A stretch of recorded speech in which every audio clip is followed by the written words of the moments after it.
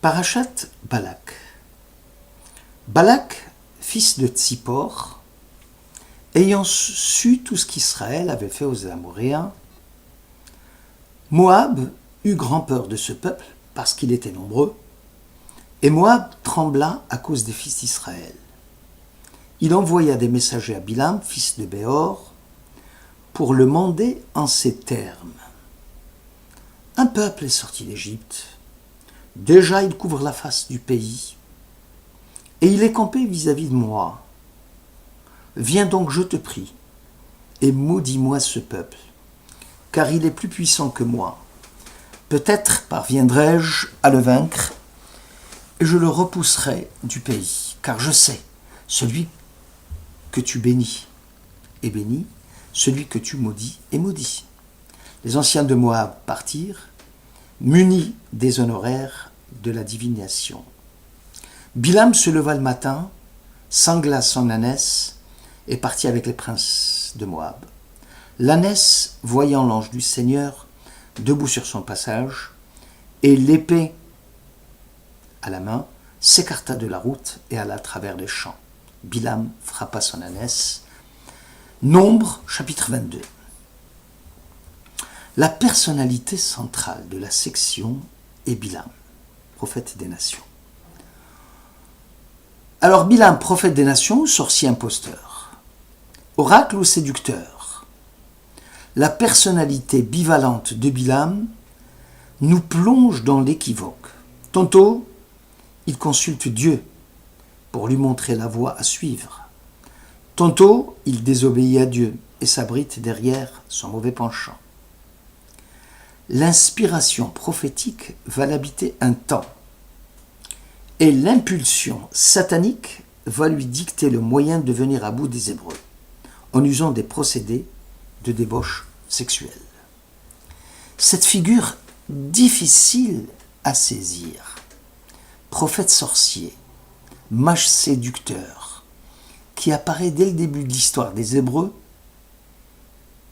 doit-elle nous transmettre un message, sinon lequel? Le miracle de l'ânesse, quel sens lui donner? La providence qui transforme la malédiction en bénédiction, comment l'interpréter? Et quelle en est la signification? Selon Bereshit Rabbah 65, Bilam fut le plus grand mage de son temps. Selon le Zohar, Bilam fut un homme au regard lucide, ce que la Bible appelle Shetum Ha'ayin. La puissance maléfique était dans ses yeux, pouvant générer des esprits malfaisants par son simple regard. Selon le Talmud Berachot 7, Bilam avait l'art de faire coïncider la malédiction qu'il proférait avec le moment précis où éclatait la colère divine. Il y a lieu de préciser rapidement ce qui distingue le vrai du faux prophète, ce qui distingue l'homme de Dieu de l'illusionniste, c'est que le premier se considère comme serviteur de Dieu et que sa prophétie survient souvent contre son gré. La prophétie n'est pas importante pour celui qui la reçoit, mais elle sert surtout à celui à qui elle est transmise. De plus, aucune récompense n'est promise au prophète de Dieu. Souvent, il est solitaire, souvent, il est miséreux, car la prophétie n'est pas un but en soi recherché par le prophète.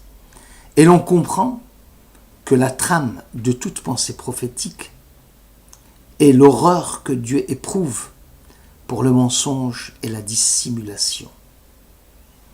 À l'inverse, l'illusionniste, c'est la réalisation d'un but spécieux en vue d'imposer son autorité. Souvent, l'illusionniste a recours aux fables, à sa propre confusion, et cela provient de l'incapacité du faux prophète d'analyser sa vie intérieure. D'où le recours fréquent, disent nos sages, à la fiction, au mensonge, à la dissimulation. Rambam se penche sur la mission prophétique de Bilam. Il précise qu'à l'instar du génie d'Ésaü, qui avait béni en son temps le patriarche Jacob Israël, Bilam, en tant que prophète des nations, va bénir à son tour Israël. Et cela, Bilam l'avait dissimulé au prince de Moab. Oui, j'ai bien reçu mission de bénir. Dieu a béni ce peuple, je ne puis le dédire. Il n'aperçoit point Dieu d'iniquité en Jacob, il ne voit point de mal en Israël. L'Éternel son Dieu est avec lui, et l'amitié du roi le protège. Délivré par ce Dieu de l'Égypte, il a le vigoureux élan du buffle. Il ne faut point de magie à Jacob, et point de sortilège en Israël. Nombre 23. Ibn Ezra conteste à Bilam le pouvoir de bénir ou de maudire. C'est simplement, dit-il, un observateur des astres expert en thème astral qui pouvait lire dans la destinée astrale les moments pénibles que l'homme devrait connaître. Ici, l'on voit que le sacré est en effet la pénombre où fleurit la sorcellerie dont le judaïsme a horreur. Ce néant condensé en mystère et la dégénérescence du sacré dans le monde laisse la place aux sorciers, aux gourous des sectes, aux marabouts africains. La sorcellerie, cousine germaine du sacré, mais parente déchue dans la famille du sacré, qui profite des relations de son cousin pour être reçu dans le meilleur monde. Bilam séducteur, mais surtout Bilam escroc imposteur, car en fait, il ne peut en rien changer le destin constellaire des hommes. Or Israël, justement, n'est pas soumis à l'influence astrale, et le destin juif est au-delà de la constellation En Mazal et Israël. Abravanel, au contraire, pense que la volonté divine allait inspirer Bilam pour bénir Israël, car cette bonne disposition à l'égard des Hébreux aura pour conséquence de faire fléchir les nations cananéennes qui s'apprêtaient à combattre Israël. Cette expérience mystique était le résultat du désir de Dieu de voir son peuple béni. Seul Balak, roi de Moab, ne comprenait en rien ce qui se passait. Il pensait que les honoraires divinatoires étaient insuffisantes. La vérité est que Bilam cherchait ardemment à nuire à Israël. Or, ce pouvoir de nuisance fut réduit à néant par Dieu. Mesher Chochma, lui, s'intéresse au miracle de l'ânesse qui ouvrit sa gueule pour dialoguer avec son maître Bilam. Les nations d'alors avaient une haute estime de Bilam. Et si ce dernier avait prédit la victoire éclatante des Hébreux, il n'aurait jamais osé croiser le fer avec eux. En fait, la guerre est un moment pénible pour l'affermissement de la foi, et nul n'est certain à l'avance de vaincre ses ennemis. Justement pour éviter que les nations du monde ne se laissent aller à des raisonnements erronés quant à la justesse des paroles de Bilam, Dieu va ouvrir la gueule de l'ânesse pour apporter la preuve éclatante que c'est bien l'Éternel qui a donné l'ordre à Bilam de bénir Israël comme il avait fait pour l'ânesse. Une fois la mission divine remplie, Bilam redevint sorcier comme avant. La difficulté dans cette paracha tient dans l'ambiguïté du couple prophétie-sorcellerie, celle de séparer positivement le vrai de l'apparence. ou de l'apparence mêlée au vrai. C'est ainsi que l'acte de sorcellerie de Bilam entre dans le circuit d'une activité dont la finalité déborde le simple jeu des illusions. On passe du charme, de la bénédiction, vers un glissement du sens, vers des propos qui se perdent en allusions et en ricanements. La dégradation du sacré chez Bilam va engendrer le sorcier qu'il fut. Apparence au cœur même du vrai, dissolution du vrai par des ressources insaisissables de l'apparence, les équivoques sentis comme des énigmes. La sorcellerie, disent nos sages, appartiendrait à la civilisation des peuples historiquement pervers, comme les Cananéens. Tu ne laisseras pas vivre la sorcière, Mechashefa Lotechaye. Concernant les peuples cananéens, Lotechaye Kol Neshama, tu ne laisseras pas vivre une âme parmi les sorciers. Car la sorcellerie est vue comme un phénomène de perversion. Rambam soutient la thèse selon laquelle Bilam fut à l'origine un sorcier qui, pour la cause d'Israël, devint un prophète provisoire.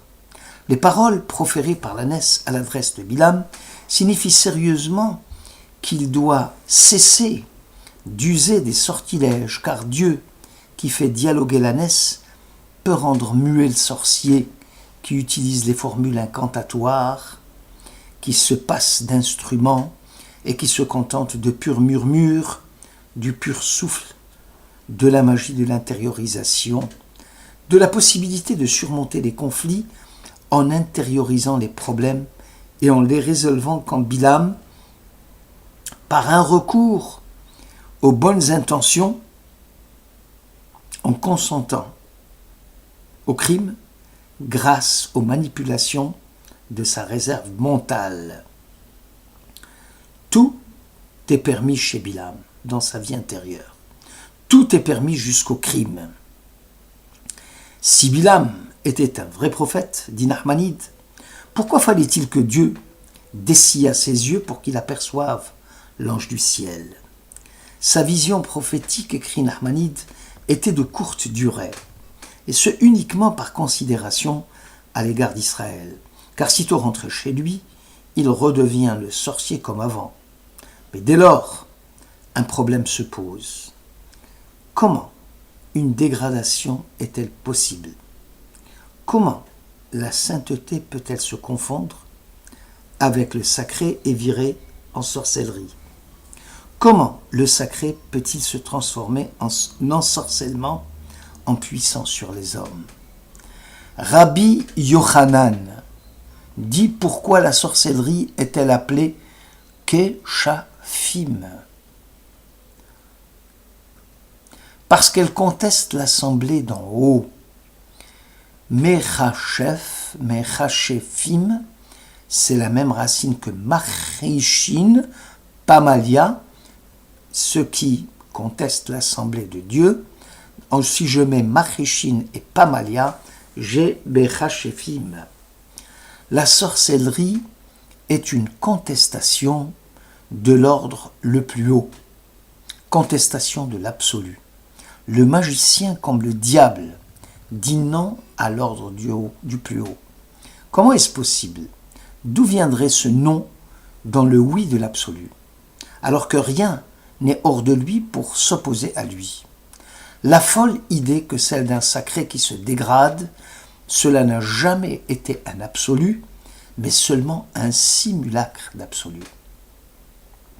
En fait, dit le Talmud, en dehors de Dieu, il n'y a point de sorcellerie, et le sorcier est celui qui conteste l'assemblée d'en haut. Le néant de la sorcellerie se glisse insidieusement dans le réel.